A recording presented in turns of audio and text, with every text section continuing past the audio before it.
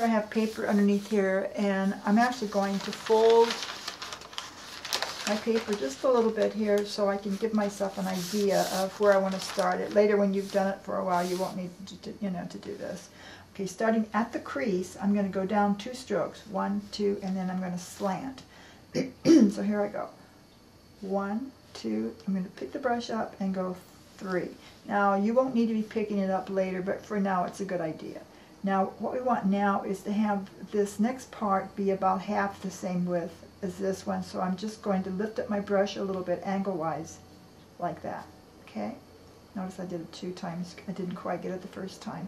The reason is because I'm going to put flowers in here, and I want the rest of my branch to be more this size than this size, okay? So, I'm going to rock it like this. 1, 2, 3. Notice 2 short and 1 long stroke. 1, 2, 3. Okay. Now I'm going to take some ink, Sumie ink, and I'm going to go into the wet area of this branch. 1, 2, 3. Notice again, 2 short and 1 long. And then, approaching this little nodule here, 1, 1, 2. Okay, so these are just patterns that you will learn as you go along. So 1, 2, 3. Okay, now we're going to load the Plum Blossom brush. This is your white brush, and this is for your plum blossoms. Again, go into the actual paint, the fresh paint. Take water off if you need to, and I do. Okay, rotate your brush. Still puddling, okay? Get more fresh. Rotate my brush. Not really quite dark. But again, I want it to go from light to dark. It's pretty dark. I'm going to start with it. Okay, go to the light red. Rotate it. Try to stay out of the paint you've already mixed. Still a little bit wet. Okay. There, dark to light. Go to the red. And just seesaw it a little bit.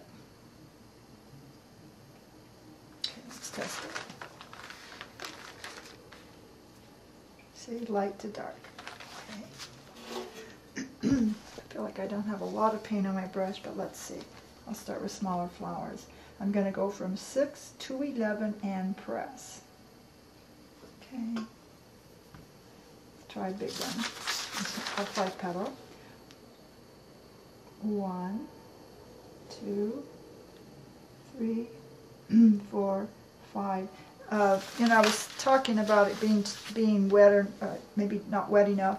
You don't really want it any wetter than necessary for plum blossoms because you're painting over your strokes, so you don't really want to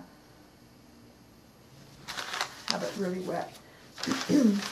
Now I'm kind of just seeing one color, so what I'm going to do is I'm going to come over here and get just a little bit more peony red and just go into the tip.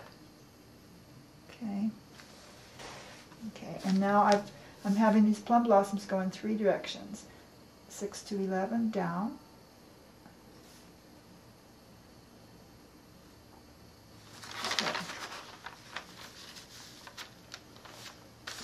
Okay, I'm going to do a bud right here. In fact, I think I'll do it upside down. Here, I'll do it right side up so you can see what I did. 6 to 11.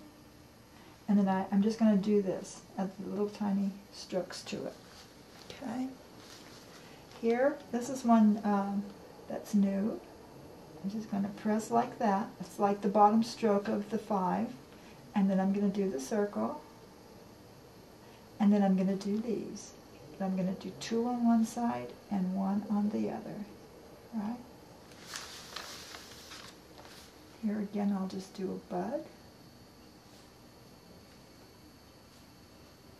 And here, I'm going to do a 5 petal, 6 to 11, and press. Notice my paint's getting lighter in color.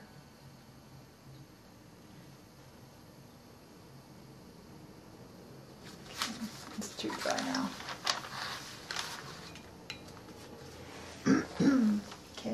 into the light red. Oops, too much. And I'm just rotating it and testing it.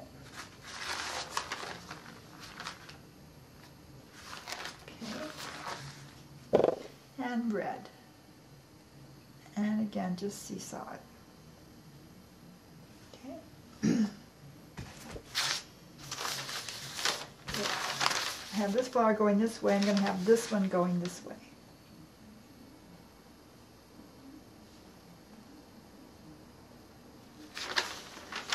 One that's orange and one's very red. Okay. Put one here.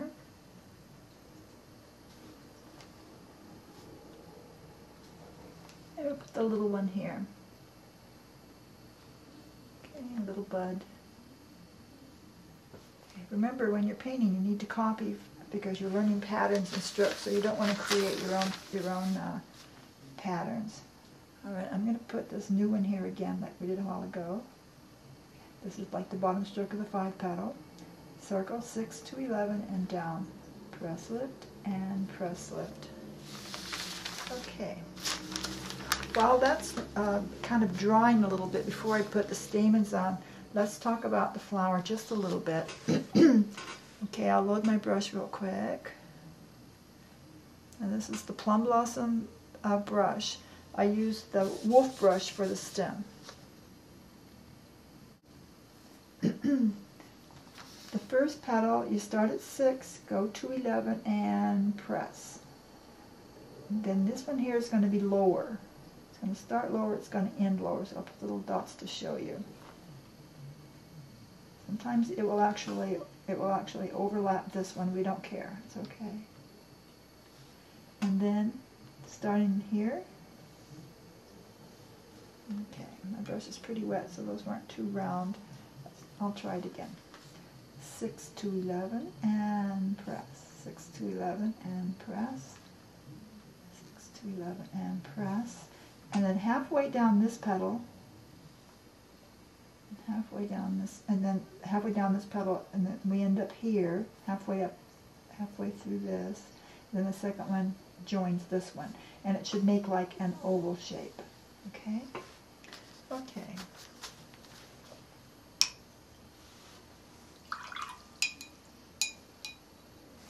Okay, so what I'm doing now is I'm taking out my fine line wolf, my small one.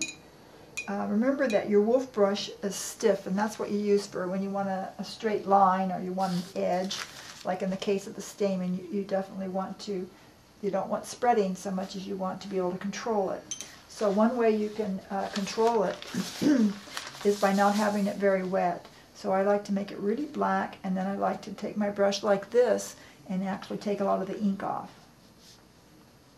So if I can control it, then I'm ready for my stamens. Okay.